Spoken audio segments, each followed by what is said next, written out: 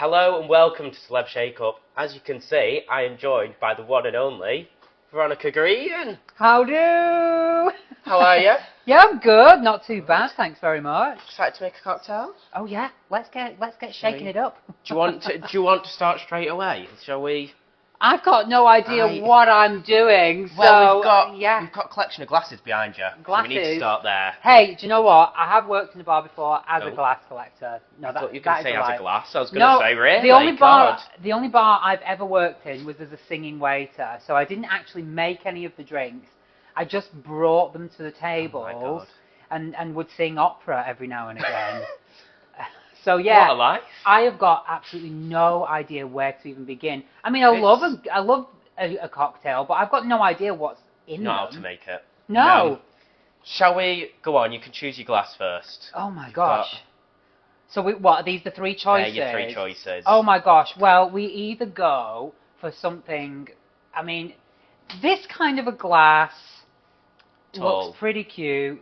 Tall, tapered, classic.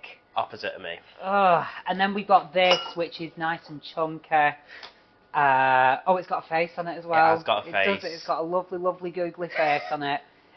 This is not screaming. Wait, it's screaming at me, but I don't think I'm going to go for this glass. I actually think I'm going to go for this one. Go for it. I think. Go on. Yeah, because it's shapely.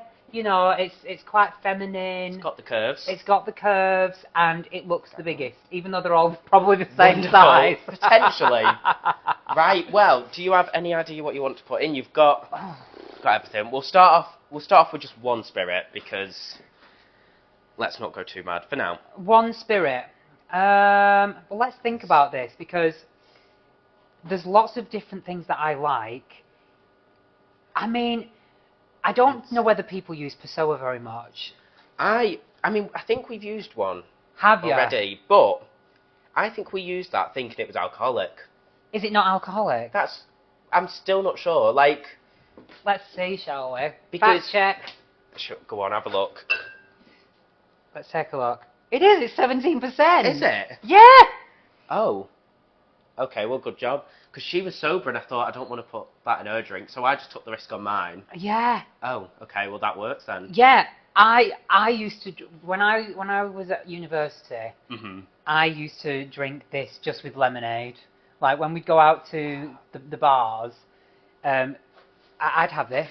I agree. Yeah. It's any passion fruit thing I love. Yeah, lovely and fruity. Right, well, it's up to you. We can measure it or you can go for it. What, free pour? It sounds empty. Should we give it a go? It does actually sound empty. There's another one there. We'll try that one. Go for the one that might have something in. Okay, let's go for it. Yeah. See. Oh, this is. Oh my gosh. Yeah, this is feels like a lead weight. This one. Yeah. Wonderful. Well, right. I mean, we should measure. We should be sensible. We should be responsible drinking, everybody. Yeah. I mean, I'm getting to a certain age now where I have to be really careful, otherwise I have a 3-day hangover. So, absolutely levels. Yeah, which is the correct measure though for this? One? Yeah. Which side though? That side? Single. Double. Okay, we're drinking responsibly, but we're still having a good time, so we're going to go for a double. All right?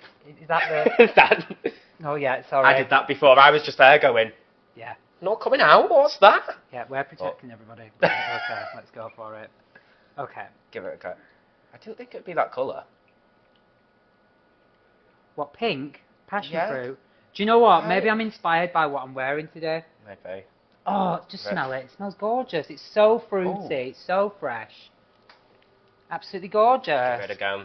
I mean, it is a passion fruit liqueur, right? Is it a liqueur? Yeah, it's something. So is this going in the glass? Yeah, go on. You can stick it in mine first. 3, 2, 1. Fab. I mean, gorgeous. We've got a good start there. That looks all right. And then we need to do it in the other one, so double up. In yours? Oh, in mine? Both. In yours. Sorry, I'm just thought they were both mine for a split second. All right, greedy. Selfish. Back off. I'll have a double, as in 2 of them. I'll have a quadruple. Okay, wonderful. there we go. Fab. Right, well, that's your first thing. Okay, great. So, shall we just talk a bit about you? Yeah, go Do on you then. struggle with that? Is that so difficult? Do I struggle talking about myself? Like all drag queens, I love to talk about me. No, actually, So difficult. there's a lot to talk about. I mean, what do you want to There really know? Should we go from the start? How did you even... Well, I was Where did born you on the start? 23rd of April, Wow. 1985. And then what did you do at the age of 1? What did you do at the age of 2? Blew out some candles or something. I don't really remember. Probably. But when did you start drag? What age? Okay. Or was there a bit of an awakening where you went, oh... I think, well, the thing is there was an awakening. Yes. So I remember it in my mind as clear as day as I was like 8 years old, but I think it might have been later than that. I might have been 15. Right, okay. Almost double. Well, basically, I watched the movie To Wong Fu, Thanks for Everything, Julie Newmar. I used to babysit for my cousin, and I remember in the daytime during the school holidays, it was on the TV. Do you remember like the sort of like the cable, like everybody had a satellite dish back in the day. Yeah. Well, we didn't, but my auntie and uncle did. So I got to watch Nickelodeon and all sorts when I was babysitting for my cousin. So just one day it was on TV. Now this is what makes me think that I was like 13, 14, 15. Yeah. That was how old I was when I babysat for her. So I'm basically got a flawed memory, basically. I think I was 8 years old, but I was actually probably 14 or 15. That movie, when I saw the drag queens in that film, it was I just had this moment of like, oh my God, this is amazing. Yeah. And then seeing RuPaul's Drag Race on TV when it was on Channel 4 back in, 2010, something like that? I remember. Just the realization of, oh my gosh, people can do this as an art form and as a job and get paid for it and just have a good time dressing up. So it just, I was inching further and further and further to trying it myself. And eventually, when I was working in Singapore in 2013, nice. There was a Halloween night. Yeah. And like every good gay boy, I did drag on Halloween. Obviously. It's a good excuse because you can be terrible, and you're just doing it for a laugh. Do you know what I mean? You're just doing it for a fun night out. Everybody gets to go wild on Halloween. Yeah. Oh, bracelet's gone. Oh. So I did drag for Halloween when I worked in Singapore, because it's an excuse for everybody. Yeah. You know, you can just have a good night. There's no strings attached. Everybody's just doing it for a laugh. And when I did it, I had such an amazing experience. I loved it, and I found out more about myself from doing drag. Yeah. And not only that, my friends were so impressed. They started hiring me to sort of perform at their birthdays and stuff like that. God. So yeah, I fell into doing it then for can we swear? Yeah. I was doing it for shits and gigs. Yeah. In the beginning. And then when I came back to the UK, one of my best friends was like, who's also a Drag Race UK alumni, Vinegar Strokes. Yes. Hit me up and was like, I saw you do drag in Singapore. I want to do drag. Shall we do it together? And I was like, yeah, all right. So we sort of like started our drag career, if you will, at the same time. Nice. And we put on some shows in secret. So like we didn't do the scene because we didn't want to be embarrassed if we were bad. So we just put on some shows somewhere else, like on the River Thames. Literally, we did the Battersea Barge, and just did a couple of like cabaret shows. And after it, we were both like, yeah, I think we'd like to do this. So she entered, Vinny entered a competition, and I started doing the TV rounds. God. Oh my God, that's amazing. Because like, at what point does it go from, I suppose, dressing up to drag? Because I've dressed up as Ness from Gavin and Stacey. That was something. Claudia Winkleman. Lovely. And then as a kid, I had a character called Doris, who Doris would come out. I actually don't think anyone knows this apart from like my mum and my sister. Doris would come down in my mum's heels looking like I was about to break my ankle. Oh my god, and, like any Doris would. Yeah. And I think Doris probably scarred a few people. Oh So my goodness. at what point does it go from like, I know you mentioned like Halloween to the performing, because I know you said like cabaret. Why was it that? Because obviously drag, there's so many different things you can do in drag. Why did you go cabaret? Well, I think the sort of like the line from it all was like you as a kid, I dressed up in my mum's wedding dress. Yeah. And when she'd go out to the shops, I'd rifle through the drawers and get the high heels and just have a little strut around the living room. Amazing. I think playing with costume and with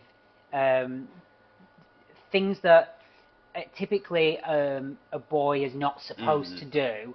I'm quite rebellious in that respect, and I was just like, do you know what? I want to just see how it feels, and why can't I wear these things, and to learn just how fun it is to play around with costumes. It's brought so much more to my out of drag life as well. Yeah. So for me, you know, it's taught me a lot about gender expression, and a lot of stuff like that. But also I realised that I like entertaining and I like performing and I like it to be a show. Yeah. So, like, I could not live like this. This is too much work. I feel like I'm melting as we speak. So, yeah, like, through doing drag, I discovered that it's not my gender identity. Yeah. And that it's something that I do for fun and for and to push boundaries. Yeah. Yeah, so I think that's what it is, really. Anybody can do drag. Yeah. Like, you don't... I mean, even most people who actually do drag don't get paid for it, you know? Because it's one of those careers that... It's a niche, you know? And in order to actually get paid for it, you know, you've got to... You've got to find a way, you know? Yeah. So, most people are doing it for the love of it and for the fun. You know, I think that's what it boils down to, really. It's about having fun. Because is it like, obviously it's difficult, but have you done like clubs and stuff where you've seen sites and gone, Jesus? Because when I've been on nights out, there's drag queens, you just see people, like, I know some who've been like, people have been sick on them and it's just like, it's a mess. Did you do clubs and have you seen like some stuff or? I've seen some very, very dodgy sites on a night out, Like, the thing is like, each scene is different. Yeah. So, you know, the West End Wendy's queens are all glitz, glamour, singing a show tune, singing live. And then you've got the East London scene who are punk, and they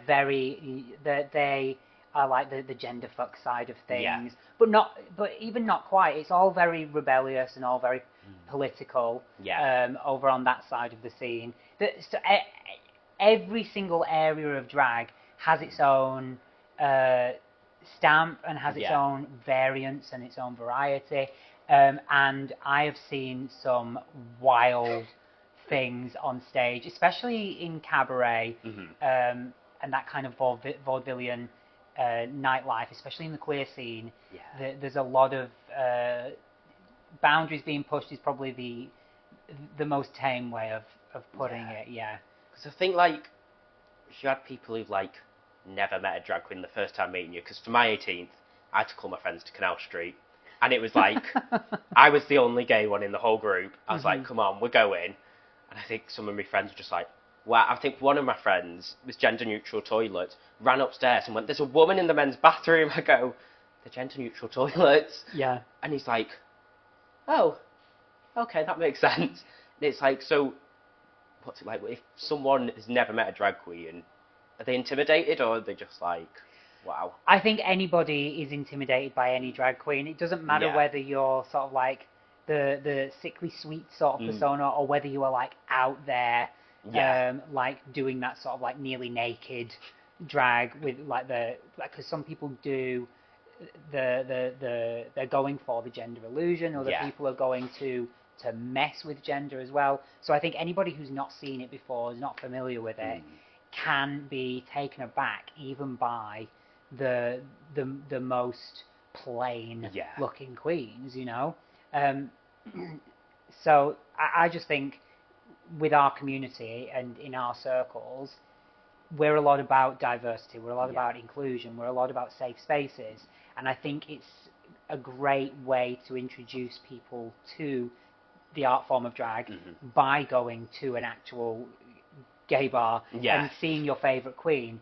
Because I think that's one thing as well, is that everybody's got their own idea. If you ask somebody to close their eyes and describe what a drag queen is to them, everybody's got their own version of what a drag queen is.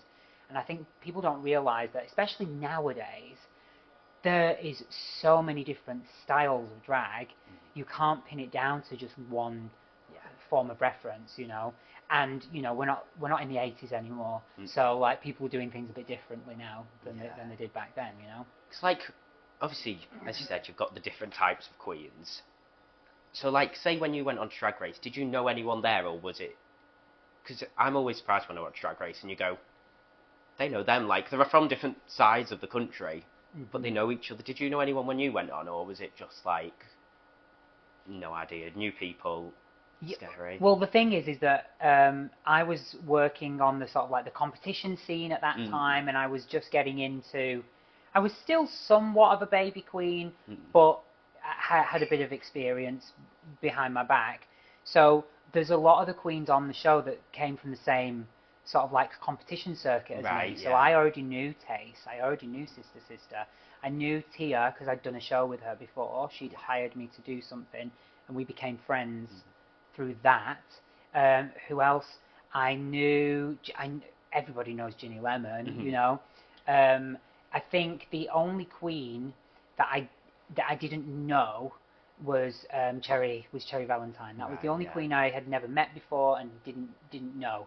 I'd never met Ellie Diamond before, but I knew of her. Yeah. Because you know, it's a very small scene.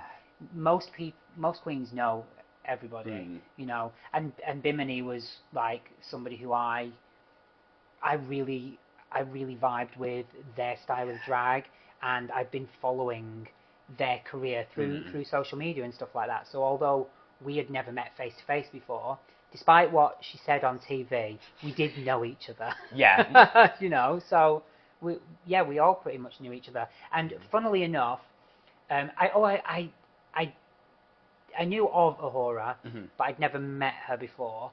But we were both working at Harrods at the same time. Oh my God. So she was working on the 5th floor in shoes, I believe, and I was down on the bottom floor in the Black Hall selling perfume. So no way.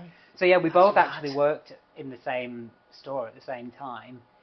I suppose you don't know who's a drag queen though. Like out of drag, you don't go, oh, they must be a drag queen. You must just especially at that time, I didn't know what every queen looked like out of drag, and certainly didn't know their out of drag, you know, names.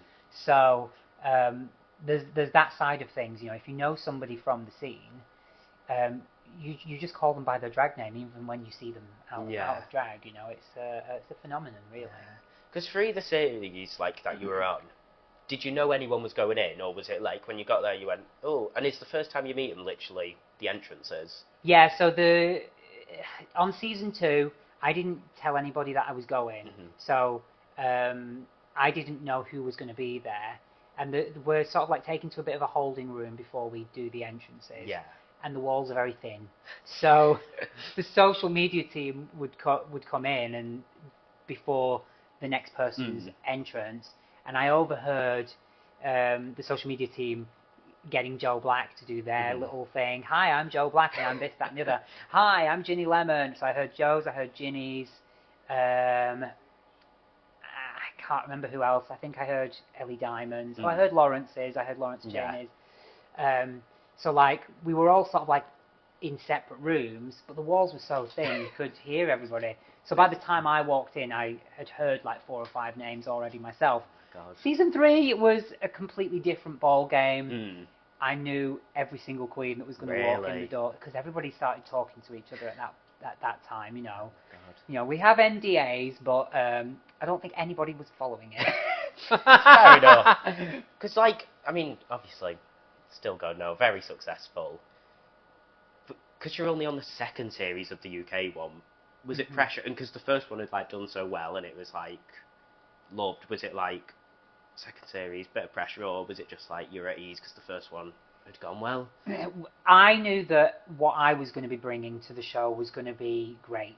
So Yeah. I was at that point in my life, I was really secure in my drag, really secure in myself, you know, and as the future happened, you know, a few things happened in the world that kind of like knocked me off kilter. But in that moment in time, I knew that our cast was just going to be phenomenal. Yeah. When we all met for the first time in the workroom, and the sparks, the fireworks were flying from the word go. There was fallouts and arguments, and there was just so much chemistry between us all.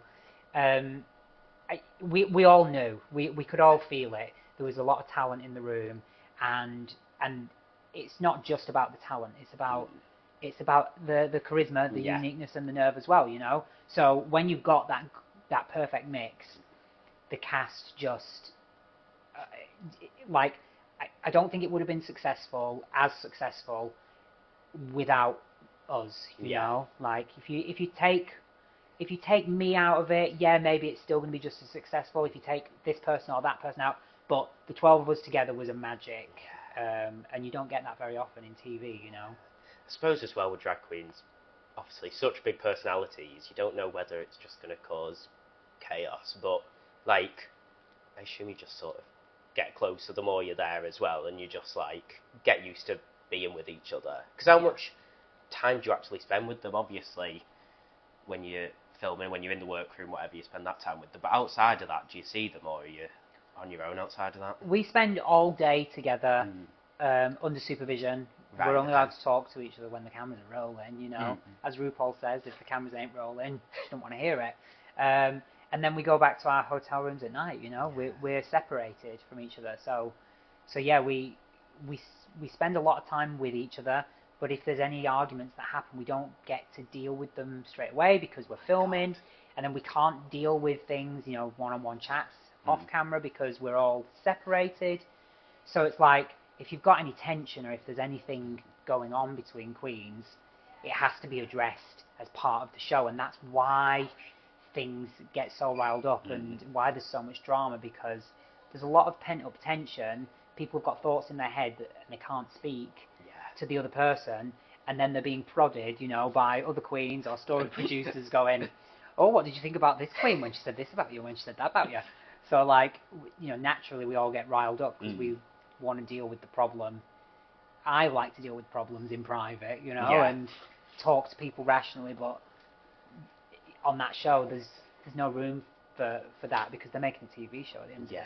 Because weirdly, it all seems quite natural when you actually watch it on TV. You wouldn't go, that's what happens, but I think with pretty much all the queens on season 2, we kind of got lost in the drama of it all, you know, and there was a point where we forgot the cameras were rolling, you know, and we were just at each other's throats. I think a lot of the arguments were real, and I think maybe people were playing things up for the camera, but in the moment it all felt real, you know. And I was guilty of saying things I wouldn't normally say in the outside world, because I'm like, well, we're making TV, so like, why not go a little bit further, you know, take things a little bit further. Whereas in real life, I'm quite an opinionated, strong, spicy individual, but I pick my battles in real life. Yeah. Whereas on that show, if you see an opening for some conflict, go for it, you know. My God, yeah. And I know you mentioned Rue, but what was that like? Because about them in drag and out of drag, when you watch on TV, you see two different people. Because do you not have too much to do with them? It's literally all you see on TV. Is that the only time you speak to Rue, really? Well, yeah, Rue's is a producer of the show, so you know, they've got a lot of responsibilities on the other side of the camera. So when they're hosting as well, they're doing their job and they're being professional, and there's very, very few moments where you actually get to have one-on-one conversations with them. But you know, most of us did have a moment here or there. You know, she's not a monster. She's a machine, though. I don't know how she does it, you know. To do so many different series, over the course of the year. Like, she's just going from one to the next to the next. So she has to be in work mode. So she can't, she's got a job to do. She can't be our best friends, and that's not what the show is about. Yeah. But I had a couple of great. Yeah, I had some great chats with her. So she gave me some really good advice, and I always felt that when she was talking to me in those one-on-one moments, I only had 2 or 3 like little moments. Yeah. I always felt that she was very sincere and very genuine with the advice that she was giving. So it was like, it was not like TV persona Rue. It was like the real Rue. Even though it was only like a short minute conversation. Do you know what I mean? Yeah. No, it's interesting. What's Michelle like? Because when I watch her on TV, I go, wow, she's very happy to say it how it is.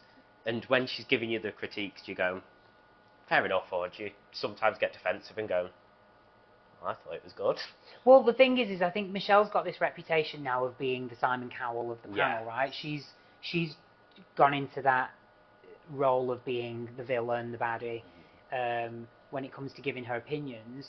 But the reality is, when all the judges are giving their critiques, they're all giving positive and negative critiques, and it never feels like, well, certainly for me, it never felt like an attack, which is quite strange, because when you watch some of the, sorry, I've got the hair. When you watch some of the critiques back on TV, I was like, oh God, it didn't feel that harsh in the moment. Yeah.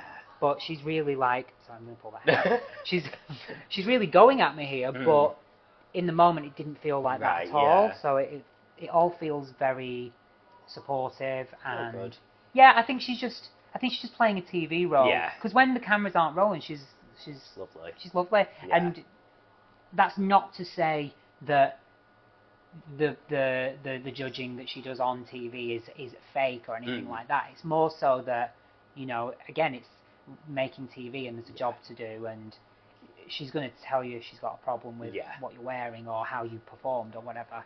Yeah. No, because, I mean, in your name as well, Veronica Green, from what we know, she's not a fan of green. Whereas you are. Were you like, ooh, or was it just not known at that point? You were just like, oh, I'm going to do whatever. Like, did you tailor your stuff to the judges, or did you just go, I'm going to do my own thing? I did my own thing, completely my own thing. I've got a lot of my ideas are from childhood drawings and comics that me and my brother would write, and ideas that we had growing up. And the whole thing about my name, my surname, my drag name being Green, like, I didn't really wear green at all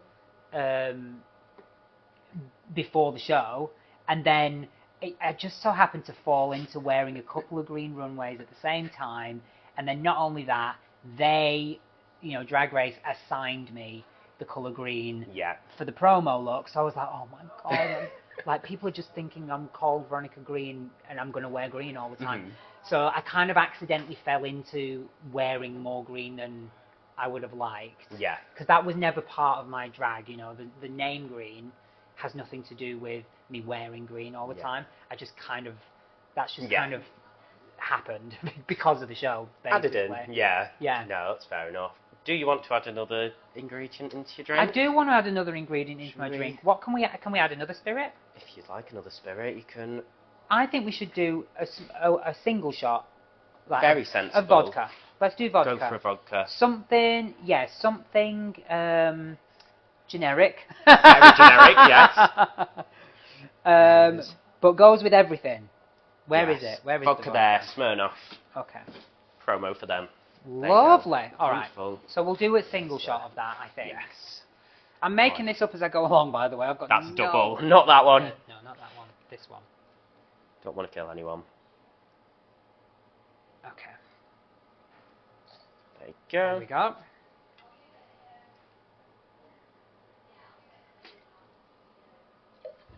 Fab. There we go. Want any ice? Anything? I feel like we should have some ice, right? It's a cocktail after all. Exactly. You can have proper ice cubes or crushed. Spoiled for choice. Oh, let's have... Well, the crushed ice cubes will melt, right? Yeah. Let's go for... We should do crushed, really, though, because it Go looks on. good. It does. It does look good. And Unless- plus, when people are making this, they're not going to sit and chat for 40 minutes before serving it to Well, somebody. I hope not. Otherwise, there's going to be a queue in there. Jesus Christ, can you imagine? All right, let's do it. Let's put Sweet. some crushed ice in Go on. there. What's the... Do you want me to add it in? Yeah, go on then. We'll Earn your wage. Come on. We'll put the effort in. All right, that looks good That to me. looks quite a bit. Let's go for mine. I feel like this is going to go everywhere. See, it looks gorgeous Oh, already. there you go. That looks nice. I mean, I have just thought we do actually. We'll need to shake it at some point. We so do the need to ice will shake go it. Oh yeah, at we some maybe we point. should have done that last. Maybe. just pretend. We've watered it Edit the down ice now, out. everybody. Nothing there. Keep your eyes off. But yeah, because obviously you then finished Drag Race twice. Yeah. Um, Came ninth twice. and consistent. Yeah. But like, I mean, obviously from the first, well, Series 2 and Series 3, how big of an impact did that make just in your general drag world outside of Drag Race? Could you see it was there so much more attention the second it got aired and stuff? Drag Race completely changed my life. Absolutely. It turned my whole world upside down. I went from doing 50 quid gigs in a bar like once or twice a month, you know, or doing competitions for free, to literally having drag as a career. Yeah. And it paid my bills, it paid off all my debts, and it's brought me some amazing opportunities. So yeah, gone are the days of me working in retail or being a singing waiter or like all the little gigging stuff, like the being. Well, I say I'm not a wedding singer now, but I'm literally now doing gigs in drag at like weddings and things like that. So yeah, basically I've always been a performer. I've always been an entertainer. I now just do it in drag. Yeah. And I get paid like 5 times as much as what I used to. Yeah. When I was doing it out of drag. So for me, it just made business sense. I was like, okay, well, if there's a wave, let's ride it, you know. And that's been the last 5 years now, is it? Yeah. Well, 2021 was when it came out. So yeah, the majority of 2021, because we were in lockdown until May 2021. Yes. So yeah, half of 2021, 22, 23, 24. Yeah, but I didn't work. I haven't really worked for the last year because of my multiple sclerosis diagnosis. Right. Yeah. So yeah, I've been recovering from that for the last 10, 11 months now. In fact, it's going to be a year very, very soon. The year's anniversary. So the last year I've had off. Yeah. But I'm in remission now and I'm recovered. Get back to it. I'm getting back to work. Yeah. Fab. Because I know you mentioned lockdown there. What, like, as a drag queen anyway, what was the impact on that? Because obviously you can go from performing wherever to then, and obviously I know you were on Drag Race at the time, but how much did it impact you? And then I obviously know you never came back after that, not that series anyway. Yeah, well, so the COVID pandemic was a worldwide event. It affected everybody. It affected people globally. And the fact that I was on the show at that time meant that I was in people's living rooms while people were still in lockdown. So I was a bit of a comfort for people. Yeah. When they didn't realise that when we were filming, that was when the whole, the world fell apart, and we were all confined to our houses. Filming of Drag Race stopped for 7 months. We couldn't work, we couldn't earn any money. So it was hard. It was going through COVID was the second most difficult experience of my life. And coming out of the other side of it took time. Yeah. Dealing with the trauma of the event, dealing with the fact that I went through depression because of the fact that I was confined to the house. I went from a career of weekly gigs, 3 times a week I would be doing gigs, as well as working retail all the other days. I was working 6 days a week. to go from that to just being stuck in the house all day, every day, and then no money coming in, and also not sure whether this great opportunity of Drag Race is gonna happen anymore, because it'd been taken away from us halfway through. It was one of the most difficult things I've ever gone through in my life, but there are so many people out there that can relate, because I think a lot of the world, especially this country, went through a very, very similar experience. You know, we were all in it together. Yeah, because I mean, as you said, like, you were on the show at the time, and then what happened? Did they get in touch going, we're finally planning on filming again, let's do it, planned it, and then did you get COVID and then you had to go back and go, I've got COVID, or what happened? Like, when did they say you can come back from Series 3? Well, they had in the schedule the months and months that just kept getting pushed back when we were going to resume filming, and eventually they came back to us and said, yeah, this is when we can start filming again, but in order to do that we need you to quarantine in your homes for 2 weeks. We were already pretty much quarantined anyway. You could go out on daily walks or whatever, but we had to just stay indoors. But I lived with housemates. There were 5 of us in the house, so it was kind of useless anyway. And then it was literally 2 days before, I think.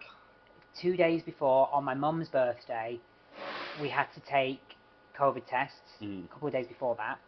And the producers rang me, they phoned me to tell me that my test was positive. Oh my God. And that I was not allowed back on set.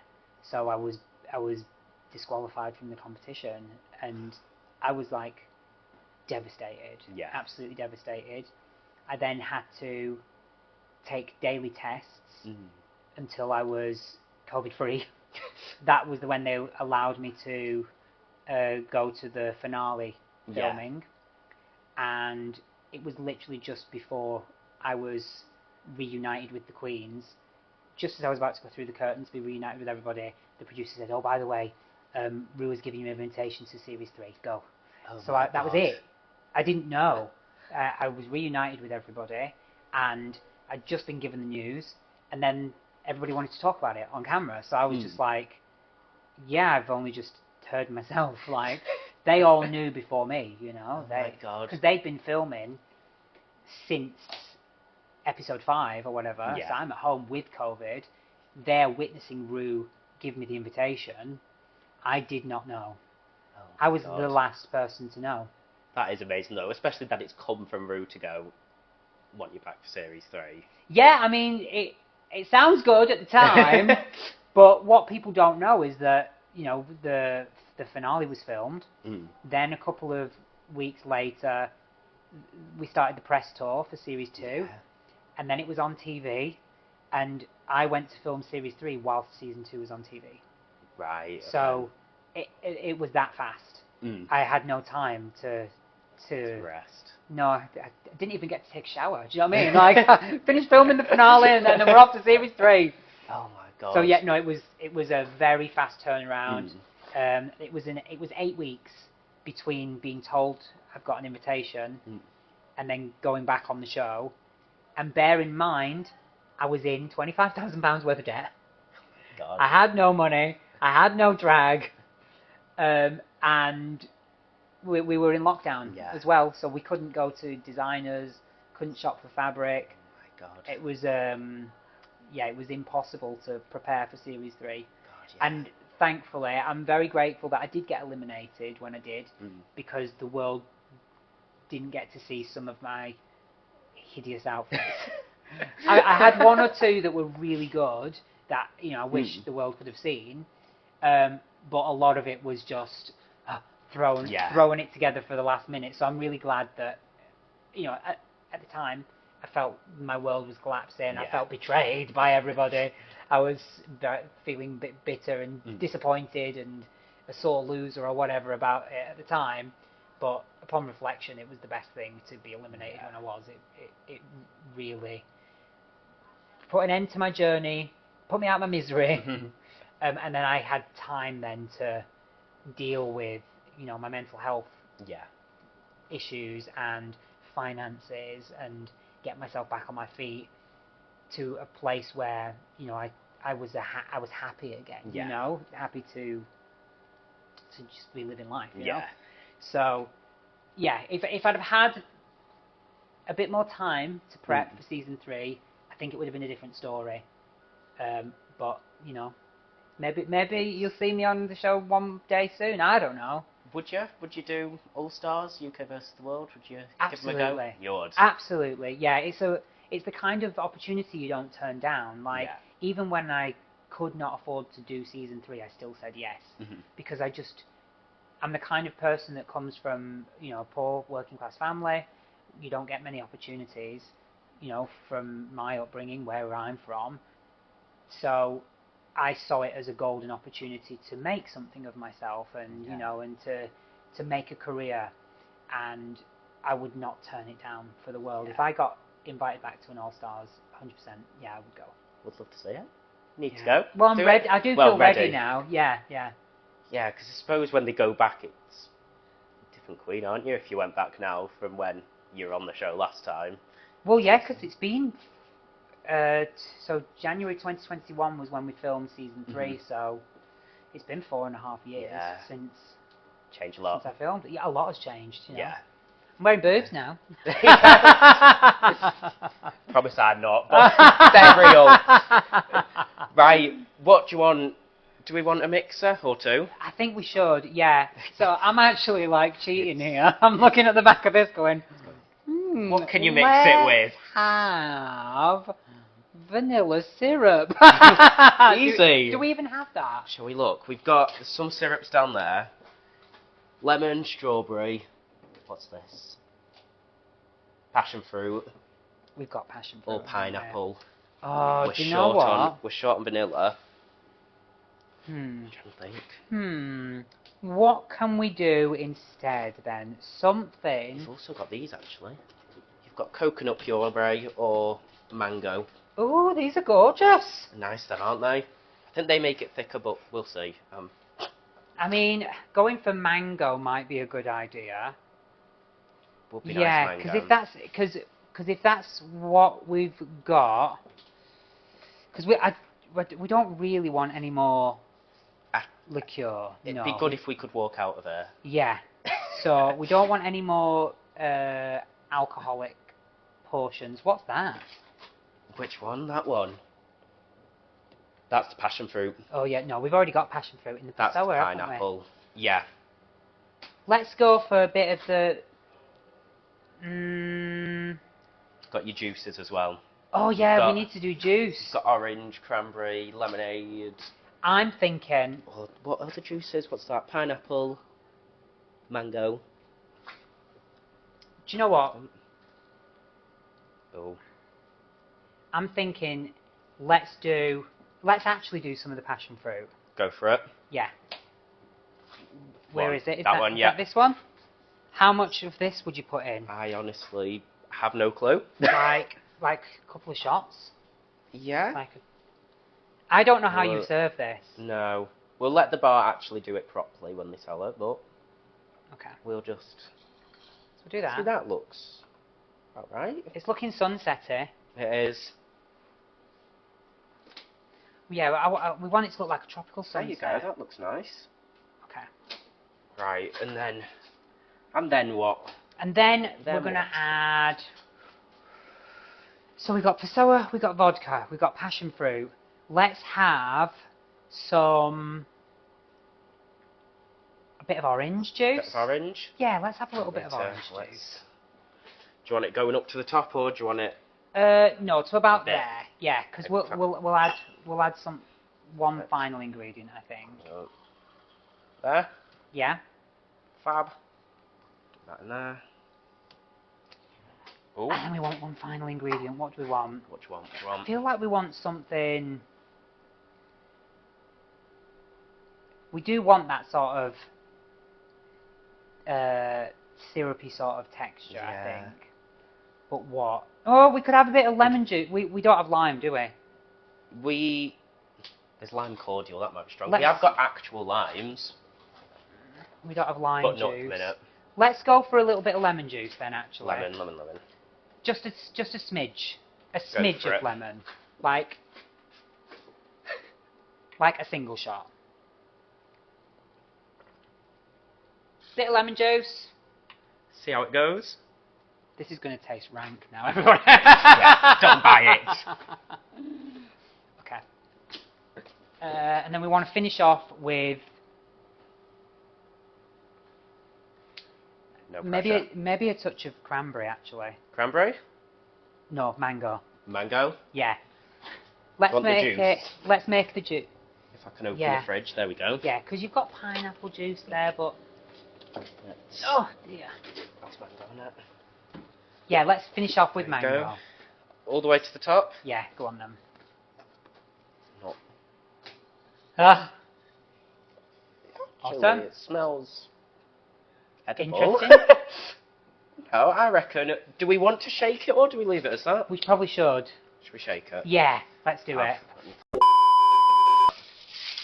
Okay. Are you ready? Yeah, Oh, let's go for it. Let's go. What's your favourite venue you've performed at? Venue I've performed at, the favourite one has got to be the London Palladium. Amazing. Favourite karaoke song? Favourite karaoke song, Get This Party Started by Shirley Bassey. Obviously, one celebrity you'd love to meet. One celebrity I'd love to meet. Probably William Shakespeare. They're not a Wow. celebrity. That might be difficult to meet. What's one bit of advice you'd give to a young drag queen? Don't do it. It's a trap. Describe Michelle Visage in one word. Lovely. Lovely.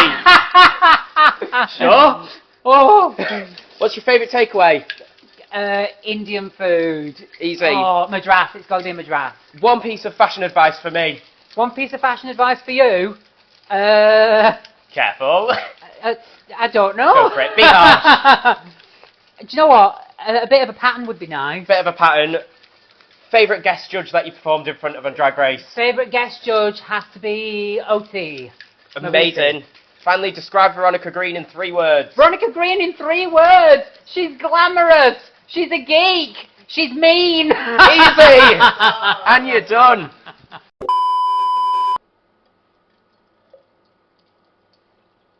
Probably put a bit That more ice. looks... That looks That looks gorgeous. Not tasted it yet. Hey, We'll see about that. looks, appearances can be deceiving. But you never know. Right, let's shake mine. Yeah, let's shake yours I'm up. not doing that. I don't want as much of a workout as you've just had, but... So the correct way to do it would be to shake it up and then add your the ice. So it doesn't look as icy as it should, everybody. I feel like... I always feel like it's going to just, like, attack, but... God, yeah, your hands must have been freezing. Yeah, I told you. That'd be enough, wouldn't it? I don't know. What's your favourite performance venue that you've ever performed in? Meow. What's your favourite episode of Drag Race? The Raps Ruse Club. And who's your favourite drag queen? Oh. Veronica Green! I was gonna say, you nearly caught. I was like, yeah, you want to see how mean I am? Oh my god. Yeah, dude, you're right. Ice needs to go in after that is ridiculous. Oh my god. Right.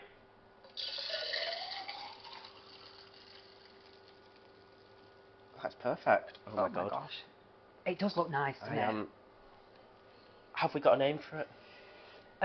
It's called the Veronica Not Green.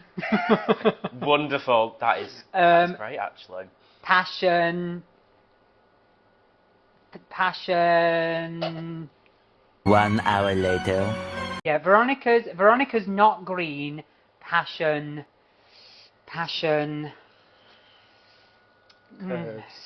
Something. Oh my god, you know, I'm not good at improv. 2 hours later. Veronica's Not Green. No, we need a good name for this. We have needs a to. good name. We have to, if we're going to sell any of them. Like, Veronica's Not Green Passion. 3 hours later. Oh my god. I feel like maybe... Playground. It's a passion fruit playground. There we Sorted. go. Veronica Not Green's Passion Fruit Playground. Bloody hell, man. That's a mouthful. Jesus. I feel like we'll need it after that. Please tell me you're going to edit out. Oh Please my god. No, please don't put a... You could just have that as the episode. 20 minutes. Later. Right, do you want to add any fruit in? We've got orange, mint, you could get some green in there. Mint, passion fruit. We want lime. Oh, we definitely want... we've got... I mean, it's made with passion fruit. It's got passion fruit. I think it would be silly to put passion fruit as a garnish. Don't want to overdo it. Let's put lime on the side. Yeah, Just a like slice a of lime. Yeah, slice of lime. Maybe around the rim. Excuse me? To make it to give it a nice sort of like tang. Yes. There you go. Do you want to grab one? Definitely. So yeah. we'll go for a circular one. Have we got a knife? I think. Does the bar even trust us with one? Do you want me to sort of? We just need to. We've got a blowtorch. No, I need to just cut a little hole in it, Come on, like a little. Surely we've got enough. Oh my god. Oh, that. Do you want me to do that one? Okay. Do it. Rip your hands that Yeah. way. So Hopefully that'll do. Rip up the. Jesus. yeah. So there we go. I've just been attacked by my line. Oh. No. Ooh.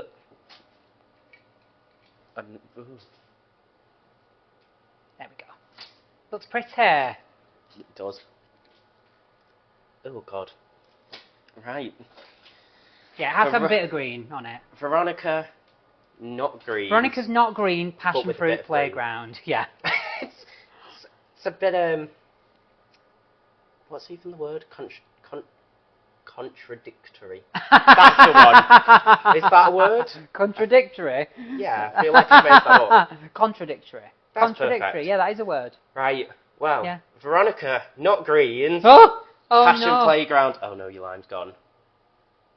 Because it hasn't been cut properly, but that's not my fault. Are you blaming it on me? I'm blaming it on the weatherman. Right, shall we give it a go?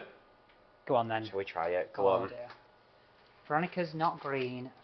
Passion fruit playground. Ground. The Right. playhouse. Cheers. Cheers. Give this a go. Oh my god. That is actually. That's actually really nice. Apart from dropping the lime on the floor. don't get attacked by a lime, but that is lovely. I'd buy this. It's a good job. This is gorgeous. We buy this. Oh my god. Oh my I'm god, gonna it down is that actually if I'm good. not careful. That's brilliant. Yeah.